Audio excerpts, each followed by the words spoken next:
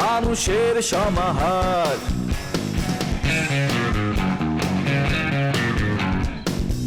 ভেতর আর বাহিরে চলছে উৎসব অপেক্ষার।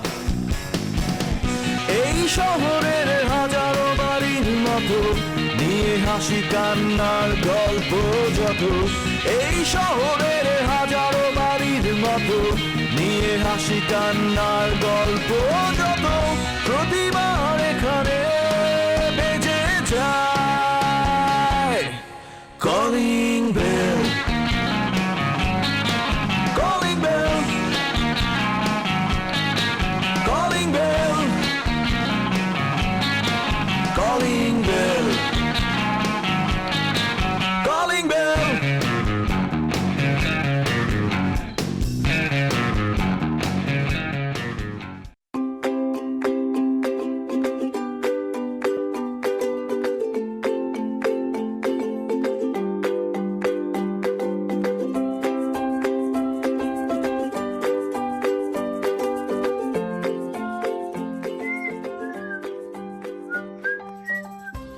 পারবেশ,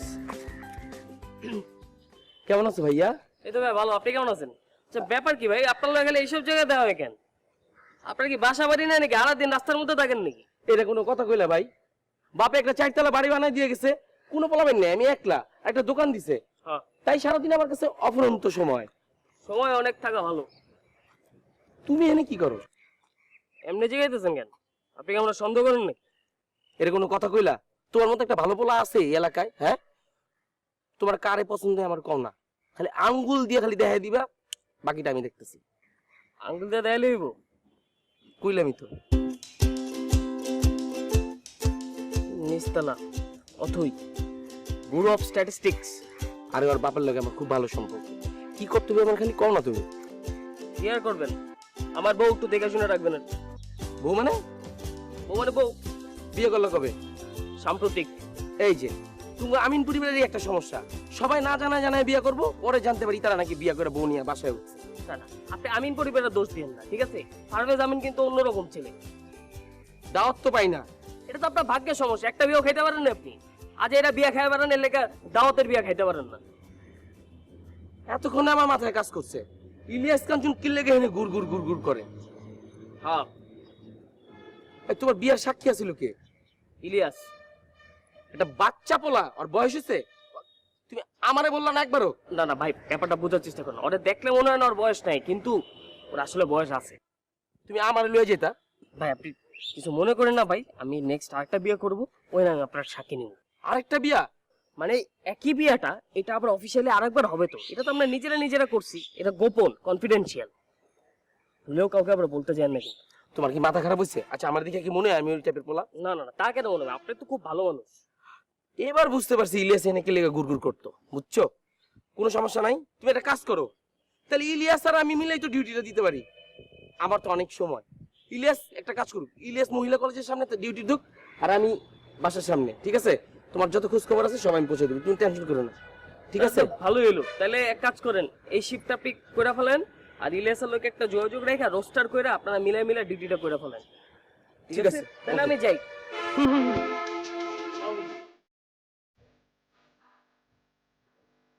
আমিন পরিবার, হ্যাঁ, সবগুলাই বেয়াদব।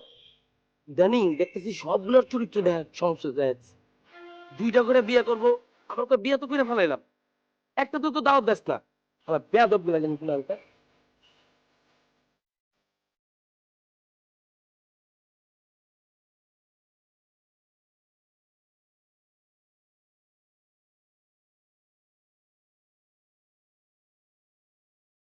দেখেছো বাবা, বাসার মধ্যে কিরকম শান্তি বিরাজ করছে, পরিবেশটা কিরকম ফুরফুরা। বাসায় তো এই শান্তি সবসময় ছিল, পরিবেশে তো কোনো পরিবর্তন হয়নি। পরিবর্তন হয়েছে, পরিবেশে একটা বিরাট পরিবর্তন ঘটেছে। একটা পচনশীল ব্যাকটেরিয়া। দেখি স্যার, উনি তোর চাচি সম্পর্কে, ওনার সম্পর্কে এরকম অশ্রদ্ধা নিয়ে কথা বলাটা আমার ভালো লাগছে না। কে আমার চাচি? যে মহিলা আমাকে ভাতিজাই মনে করেন না, তাকে আমি কেন চাচি মনে করব? ও তোরা না সবাই মিলে আমাকে পাগল করে ফেলবি। তোরা কি শুরু করেছিস? একবার এক একজনের সেখানে কমপ্লেইন করছিস। আমি কি কোনো কলেজের প্রিন্সিপাল নাকি? মনে করি এটি একটি কলেজ, তুমি সেটির প্রিন্সিপাল। তোমার উচিত তোমার এই কলেজের সবচাইতে বাজে, খারাপ, নিকৃষ্ট ছাত্রীটাকে একটা শাস্তি দেওয়া। আবারও তুই কিন্তু তোর চাচিকে অসম্মান করছিস। দেখ, তোদের কিন্তু বোঝা দরকার যে ও অন্য একটা বাড়ি থেকে আমাদের পরিবারের সংযুক্ত হয়েছে। আমাদের বাড়ির সবকিছু সম্পর্কে বুঝে উঠতে তো তার একটু সময় লাগবে। সে তো চেষ্টা করছেই তোদের সাথে অ্যাডজাস্ট করার জন্য। তোরাও তো একটু চেষ্টা করবি অ্যাডজাস্ট করার জন্য। সে মোটেও অ্যাডজাস্ট করার চেষ্টা করছে না, সে আরো প্যাচ লাগানোর চেষ্টা করছে। তার আসলে আঙ্গুল হচ্ছে 11টা, 10টা তার নিজের, আর একটা মানুষকে খোঁচানোর জন্য। ঠিক সে নিজেকে স্কুলের ছাত্রী কম, শিক্ষিকা মনে করে বেশি। তার মধ্যে অ্যাডজাস্টের কোনো পালাই নেই। মানুষ কোনো মেজ অথবা পাজেল দেখলে সেটা মেলানোর চেষ্টা করে, আর সে সেটাকে আরো পাজেলড বানায়। দেখ ইসাক, আমি একটা কথা বলি, এটি তো একটি পরিবার, তাই না? কিন্তু তোরা সবাই মিলে যদি এরকম করিস তাহলে কিন্তু এই পরিবারটা টিকিয়ে রাখা সম্ভব না, এই সংসারটা ভেঙে যাবে। আমি সেই জন্য বলছি যে তোরা সবাই একটু বোধ বুদ্ধি সম্পন্ন বলে আমার বিশ্বাস, তোরা সবাই একটু অ্যাডজাস্ট করে চলার চেষ্টা কর প্লিজ। সবাই কিভাবে থাকবে না থাকবে সেটা তাদের ব্যাপার, কিন্তু বাবা, এই ভদ্র মহিলা এই বাসায় থাকলে এই সংসার এমনি ধ্বংস হয়ে যাবে। আমি একজন সচেতন অ্যান্টিবায়োটিক হিসেবে এই পচনশীল ব্যাকটেরিয়ার বিরুদ্ধে বিদ্রোহ ঘোষণা করলাম।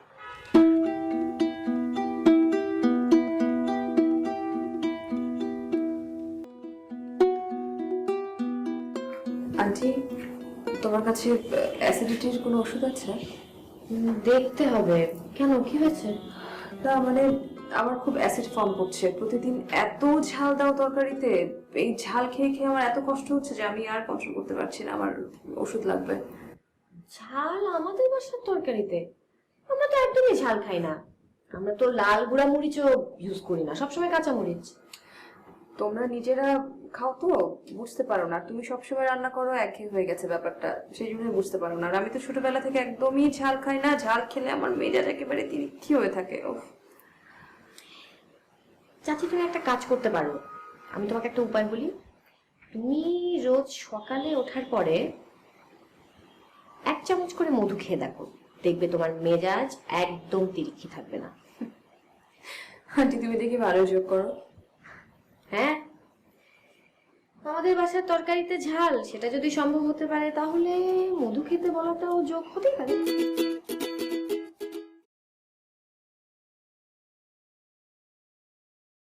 আচ্ছা ভাই, তোমার কি মন মেজাজ একটু ভালো? কথা বলতে পারবো একটা বিষয়? কেন এটা জিজ্ঞেস করার মানে কি?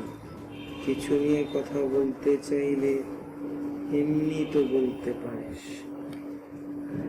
একটা বিষয় কয়েকদিন ধরে প্রচন্ড পরিমাণে বিরক্ত করতেছে, যেটা অভ্যাসের বাইরে। আমাদের ফ্যামিলিতে যে বিষয়ের কালচারটা নাই, সেই কালচার যদি নতুন করে তৈরি হয় তাহলে কিন্তু টলারেট করা যায় না। তুই কি এমন নতুন কালচার নিয়ে কথা বলছিস? বাসায় ঢুকেই যদি আমার ইন্টারভিউ দিতে হয় প্রত্যেক দিন, তাহলে কিন্তু বিষয়টা প্রথম দিন মানা যায়, দ্বিতীয় দিন মানা যায়, কোন দিন বাস করে ফেলাবো তখন কিন্তু ঝামেলা হয়ে যাবে।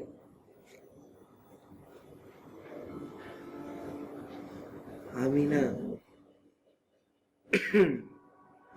বুঝতে পারছি না কে তোর ইন্টারভিউটা নিল শুনি। তোমার তো আমি ইনডাইরেক্টলি বললামই, আমাদের ফ্যামিলিতে এই কালচারটা ছিল না। আমাদের ফ্যামিলিতে একটা নতুন মানুষ চলছে, সেই নতুন মানুষটা এই কালচার তৈরি করতেছে। বুঝতে পেরেছি, চাচি। জি, আমি চাচির কথা বলছি। এই ভদ্র মহিলা এ বাসায় আসার পর থেকে সবচাইতে বেশি বিরক্ত যদি কেউ থাকে সেটা আমি, ইসহাক আমিন। তুমি তো আমার থেকে বড়, তুমি একটা অ্যাকশন নিতে পারো না? না, আমি যদি কোনো অ্যাকশন নেই তাহলে সেটা এক্সট্রিম হয়ে যাবে, শেষে সেটার রিয়াকশনটা খুব খারাপ হবে। বাবা আমার সাথে খারাপ ব্যবহার করতে পারে, ভুল বুঝতে পারে। এই মহিলার কত বড় সাহস, সে আমার রুটি রুজি নিয়ে কথা বলে। সে বলে আমি নাকি চাচার উপরে বসে বসে খাই। আমি এর জন্য কোনো অ্যাকশন নিতে চাইছি না। আমার কাছে মনে হয় তোর এই সূক্ষ্ম মাথা থেকে একটা সূক্ষ্ম বুদ্ধি বের করাটা বেশি ভালো হবে। না, প্রথমেই চাচিকে বাসা থেকে বের করা যাবে না। আমাদের প্রথম পদক্ষেপ হবে তাকে সাইজ করতে হবে। সাইজ করার জন্য তাকে আমাদের ফাঁদে ফেলতে হবে।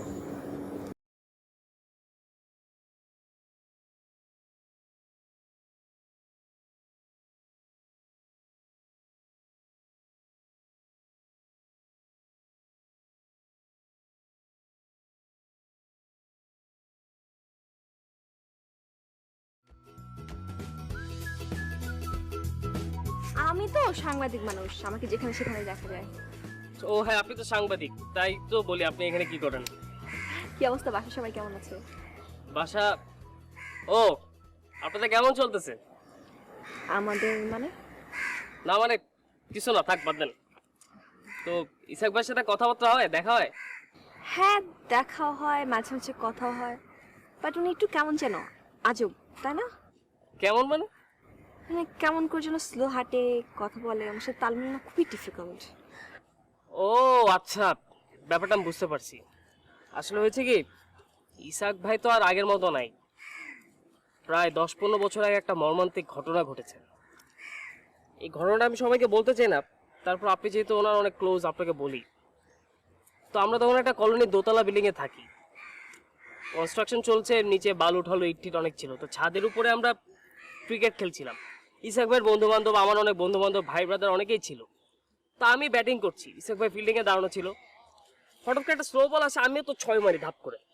তো ইসাক ভাই পিচের পাশেই দাঁড়ানো ছিল ফিল্ডিংয়ে। তো দেখলাম কি বলটা ছুটে গেছে, ইসাক ভাই ড্রাইভ দিছে বলটা ধরার জন্য। কিন্তু তখনকার ইসাক ভাই আর এখনকার ইসাক ভাইয়ের মধ্যে হাজার হাজার পার্থক্য। তখনকার ইসাক ভাই ছিল ম্যাট্রিক্সের মতো, এখনকার থেকে 100 গুণ ফাস্ট। তো বলটা ধরার জন্য আমরা দেখতেছি ইসাক ভাই ক্যাচ ধরবে, কিন্তু সামা বলটা 6টা টপকাইলো। ইসাক ভাই কেমন যেন ডাইভ দিয়ে 6টা টপকায় ফেলছে। টপকা তো আমি ভাবছি আমার ভাইটা আর নাই। রেলিং এর কাছে যেই দেখি ইসাক ভাই বালুর ডিপের মধ্যে ঘাট ডুবে গেছে, মাথা ভিতরে, হাফ প্যান্ট পরা ছিল দেখে পা দুইটা নড়তেছে। সাথে সাথে আমরা দোতলা থেকে নিচে নেমে ইসাক ভাই তুলে দেখি অনেক সেন্সলেস। হাসপাতালে নিয়ে যাওয়ার পর ডাক্তার চোখের মধ্যে বালু, কানের মধ্যে বালু, এগুলো পরিষ্কার করে দেখলো যে মাথায় প্রচন্ড আঘাত পাওয়ার কারণে ওনাকে ঘুমের ইঞ্জেকশন দেওয়া হলো।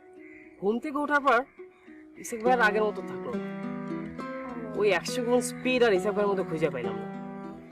তুমি না খুব সুন্দর করে গুছিয়ে গল্প বলতে পারো। এই জন্য আপু এই গল্পটা আমি কখনোই কাউকে বলি না, কারণ যাকেই বলি সে ভাবে যে এটা গল্প। কিন্তু এই ঘটনাটা বললে ইসাক ভাই নিজে অনেক আহত হন, অনেক দুঃখ পান। তাই ভাইয়ের কথা চিন্তা করে কাউকে কথা বলি না। আপনি অনেক ক্লোজ মানুষ তো ওনার, তাই বললাম। হতেও পারে আপনার মাধ্যমে উনি আবার আগের জীবনটা ফেরত পেতে পারেন। Thank you. ঠিক আছে আপু, তাহলে যান। ওকে।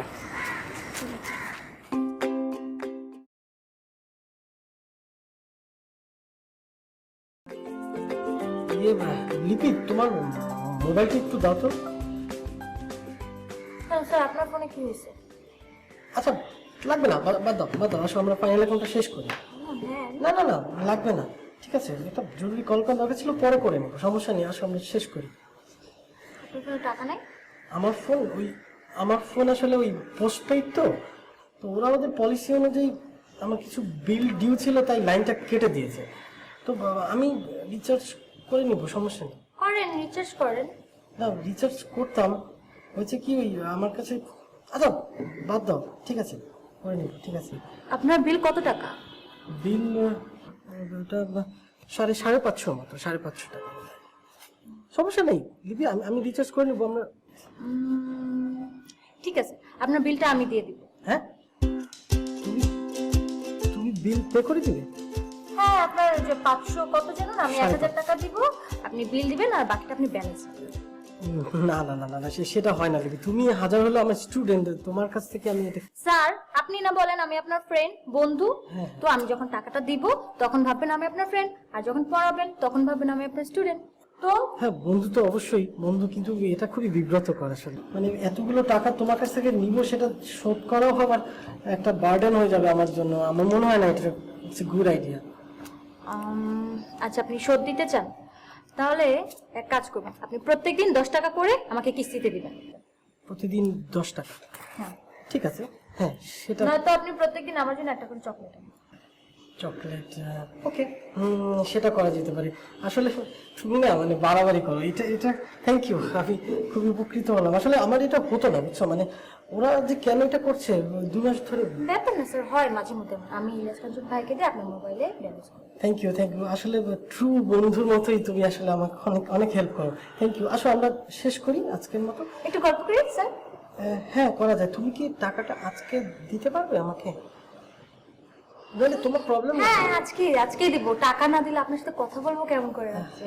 হ্যাঁ সেটাও করা যেতে পারে। আবার তুমি কিন্তু চাইলে ওই যে আমাদের ইলিয়াস কাঞ্চন সাহেবকে দিয়ে রিসার্চ করিয়ে দিতে পারো, তাহলে ওনাকে দিয়ে